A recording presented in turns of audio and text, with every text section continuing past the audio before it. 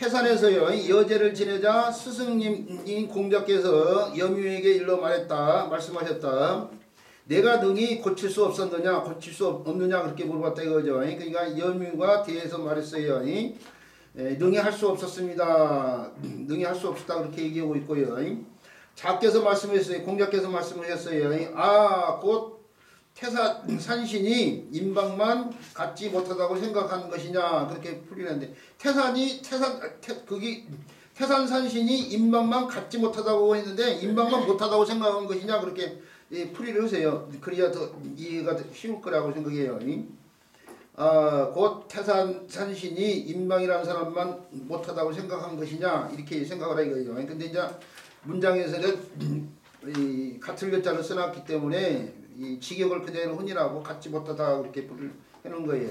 자, 그런데 이렇게 풀이한 내용을 통해서요, 이 공간상황이요, 이 문장이 갖고 있는 공간상황을 지금 생각해 보는데 일단 등장인물이요. 누가 등장하죠? 공자가 등장하죠? 네, 공자님, 염유. 그렇죠. 공자, 염유가 등장해요. 공자하고 염유가 등장하죠. 네. 근데 거기에 공자 염유만 등장한 것이 아니고 사실은 계시도 등장하잖아요. 계시. 그러죠? 계시도 등장하잖아요. 또 누가 등장해요? 임방도 등장하잖아요. 그러죠? 네. 그 다음에 문장 속에서는 제가 풀이되는 거 보면 태산산신이라고 돼 있잖아요. 태산산신도 지금 사실은 등장하는 거예요. 지금 이게. 태산산신이요.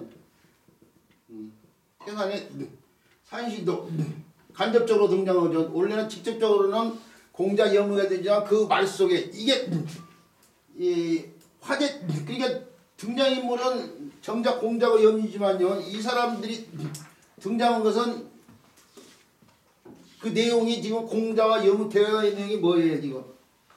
태산에서 지내는 여제하고 관련돼 있잖아요. 그러죠? 그 여제하고 관련해서 지금 세 사람이 등장하는 거 아니에요? 공자하고 염유하고 태산 여제에 대해서 지금 얘기를 나누는데 그 여제를 얘기하는 과정에 계시나 임방이나 태산산신이 지금 등장하는 거예요. 자, 이 공간 상황이 이해가 되죠? 네. 이 염유가 지금 공자 제자라는 건 이미 알고 계실 거이고요. 이 공문 10철에 해당되는 사람이에요. 공문 12철이요. 그런데 공문 10절에 공문 11절에 해당되는 사람인데 이 사람의 이 성은 염이고 성이요. 성은 염이고요. 이렇게도 쓰고 이렇게도 쓴다고 했죠. 그 다음에 이름은 구예요. 명은 구고 그 다음에 자가 자유요. 자유인데 지금 여기서는 염유라고 한 것은 성과 자의 글자를 따서 염유라고 한 거죠. 이 이름을 갖다가 이름인 구를 갖다가 부를 수 있는 사람은 사실은 부모나 스승이라고 했죠. 네. 그 다음에 이것은 동료라든지 또는 뭐 주변에 동등한 위치에 있는 사람들이 흔히 부르는데 그 유를 갖다 쓴 걸 보면은 이제 공자와 염유 대화를 염유용어 동료가 되는 사람이나 또는 뭐 주변에 어떤 또 다른 인물이 썼다고 생각해야 돼요. 유라는 명칭을 썼다는 걸 보면은. 근데 그 내용이 공자와 염유가 태산 여제에서 지금 나누고 있는 얘기인 거죠. 자, 이 염유는 공자보다 29살 연하의 제자예요. 자, 인데 공자의 제자 가운데 비교적이요. 이제 제자 옛날에 29이면 거의 30살 가까이 되니까 아들뻘에 해당되는 제자라고 봐야겠죠. 자, 그 상을 알아놓고요. 자, 문장을 통해서 막바로 지금 설명을 해보는데 계시, 여제, 태산이언을 했는데 계시에 대해서 또 조금 짚고 넘어가야 되네요. 그 사만시가 맹손시, 숙손시, 개손시 이렇게 나눠지죠.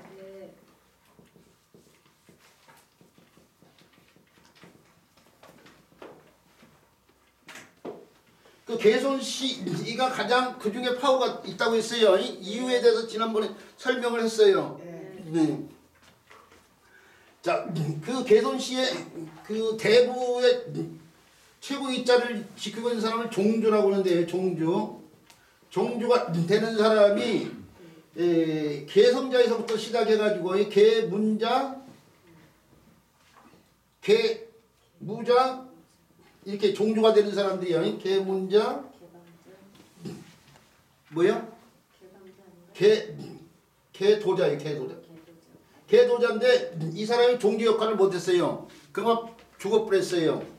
그래서 개도자가 역할을 못하고 개평자가 손자죠. 그러니까 개문자의 손자인 개평자가 있죠. 개평자.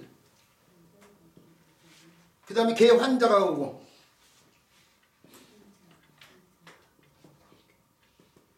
이거 알고 있어야 돼요. 지금 이 사람들 계속 등장해요. 논어예요. 그 다음에 개강자가 종주가 되는데 이게 개강자가 공자 말년의 사람이에요. 그러니까 논어가 공자와 관련된 공자 일생과 관련된 내용들을 담고 있으니까 공자가 살아있는 전의 말들이니까 그러니까 개강자까지는 알아두고 있어야 돼. 개시의 종주가 이렇게 개강자인데 지금 이 내용이 있죠. 여묘가 등장하는데 여묘가 사실은 개시의 가신이었어요. 가신. 근데 이 말년에 가신 노릇을 했거든요. 공자 말년에. 공자가 철원천하를 하고 난 뒤에 개시가 부르려고 이제 개시의 개장자의 아버지가 후회를 했어요. 공자를 등용하지 않는 걸 후회를 해가지고 공자를 부르려고 했는데 개완제 주변 사람들이 아니다. 반대를 했어요. 그러니까 이 공자 대신에 여미를 불러가지고 가신을 삼았어요. 그래서 이게 말년이기 때문에 여기에 등장하는 인물은 개강자의 개강자. 공자 말년에 계시지만의 종주 개강자예요. 그 개강자가 태산이요. 태산이는 중국의 산인데 저 산동반도에 있는 산이 산동반도에 있는 산인데 산동성에 있는 산이죠. 중국의 지형을 이렇게 그려보면은 중국을 이렇게 그려보면 오악이라고 해가지고 중국에서 큰 천자가 제사를 지내는 큰 산이 5개 산이 있어요. 오악이 있는데 그 오악 가운데 이게 황하강이 이렇게 있고 이게 양재강이 이렇게 있으면은 이게 황하강이 물길이라는 게 큰 산이 있으면 모르는데 여기 옆에 큰 산이 이렇게 하나 있어요. 그 밑으로 해가지고 그 옆으로 해서 밑으로 해가지고 이게 이 산둥반도가 이렇게 있으면 산둥반도로 이렇게 흘러나가거든요. 이렇게 흘러나가는데 이게 이 산이 지역을 구분해요. 요 산맥이에요. 산맥이. 그 제가 중국 가서 설명도 들었지만은 이게 그렇죠. 우리 선생님이 알고 있는 태양산이에요.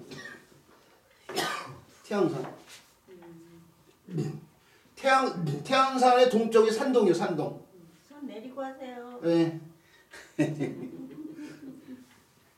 산동 이게 산서고요. 산서성. 그러니까 여기가 산동반도예요. 산동반도인데 거기에 태산이 이렇게 하나가 있어요. 태산.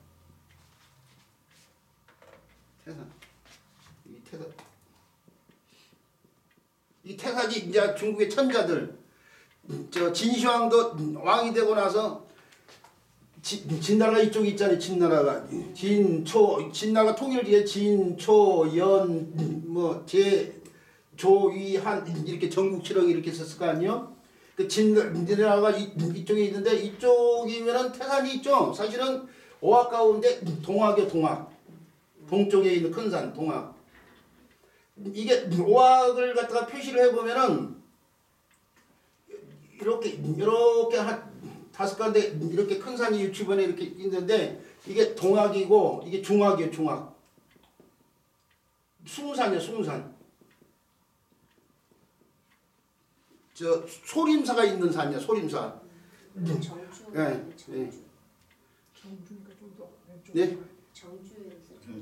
아 위치 그까지 가보신 분인지 어쩐지 모르겠는데 저는 정확한 위치까지는 잘 모르겠고 소림사가 있는 것을 알고 저 한무제가 이 숭산에 가가지고 저 봉선의 의식이요. 왕이 천자들이 지내는 제사를 갖다가 봉선이라고 해요. 하늘에다 지내고 땅 산신에다가 지내는 제사를 갖다가 봉선이라고 하는데 이 선자가 선자가 바로 이 봉선을 뜻하는 글자예요 원래.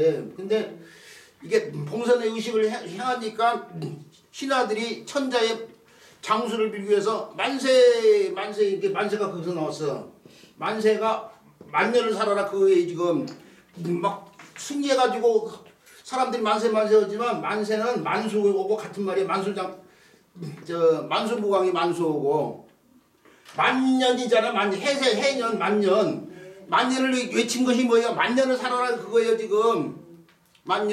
만세가 장수를 빌기 위해서 했던 거예요. 우리가 정조가 어머니 제사 아버지 사도 무덤 갔다 어머니 한갑잔치 때 했잖아요. 어머니 장수를 위해서 천천세 하면서요. 천세라고 했는데 조선의 제후들은 만세라고 못했어요. 천세라고 했어요. 천세. 이제 물론 고종이 나중에 침자권을 하면서 만세라고 할 수 있었지만은 거기에 천세라는 이유는 이건 제후고 이건 황제들이에요 지금. 자. 그런데 여기가 형산이고요. 이게 남학이에요, 남학. 여기가 화산이고요. 서학이고요. 여기가 북쪽이요. 이렇게 이쪽으로 표기를 해야 되나요? 여기가 북학인데요. 이게 황산이 황산. 저는 외국을 딱 한 번밖에 안 갔다 왔는데 다행히 이게 태산 한 번 갔다 왔어. 태산 한 번 갔다 왔는데 그렇죠. 우리 선생님들 덕분에 갔다 온 거예요. 그것도 제가 했으면 평생 죽을 때까지 외국 한 번 못 나갈 수도 있을 텐데 이게 진나라가 통일해가지고 태산에 가서 이게 제사를 지냈다. 이건 그 뭔데 더 가까운 화산 같은 데 가서 안 지내고 태산에 가서 지낸 이유가 태산이 이제 의미가 있기 때문에 물론 자기 위력을 드러내 보이기 위해서 이게 중원 쪽으로 군사를 데리고 나가가지고 위세를 드러내 보이기도 하고 또 자기의 이제 원래 고향 쪽이 태산 쪽이래요. 본향 쪽이. 그래서 금유환영하듯이 행동을 흔히라고 뭐 그랬다고 하는데 어쨌든 간에 그 태산에서 진시황 이전에도 이제 제사를 지냈던 거예요. 근데 그 제사가 여제인데 여자가 잘 알다시피 이게 나그네 여자가 아니고 본래 뜻이 뭐라고 했어요? 우리 배웠죠? 지난 시간에. 그렇죠. 군사여자로 했잖아요. 군사여 군대여자. 여단을 때요. 군대단이에요. 이게 제후나 천자들이 제사를 지르러 가면은 그 영리를 꿈꾸는 인간들이 어떻게 돼요? 갑자기 도발할 수도 있고 그러잖아요. 그러니까 군사가 대동은 안 될 수가 없어. 그러니까 그 제사를 지내나가도 군사를 대동하고 나가니까 그래서 군사대자인데 이게 제사 이름과 관련돼 있어요. 군사를 대동하면서 나가서 지낸 제사 이름과도 관련이 됐다니까요. 바로 지금 여제는 군사대자 군대대자 나그네 오늘날 나그네라고 하지만 나그네 뜻보다는 제사 이름으로 쓰이고 있어요. 여제.